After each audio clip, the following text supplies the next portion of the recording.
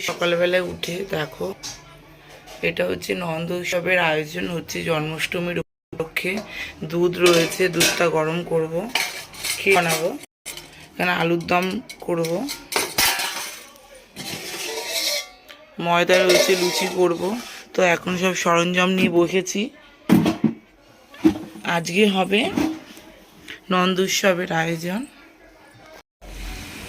এটা আলুর দম রান্না হবে।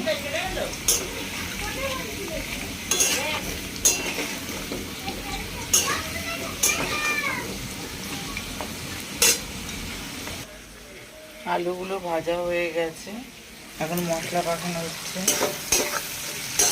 আলুর দম হবে।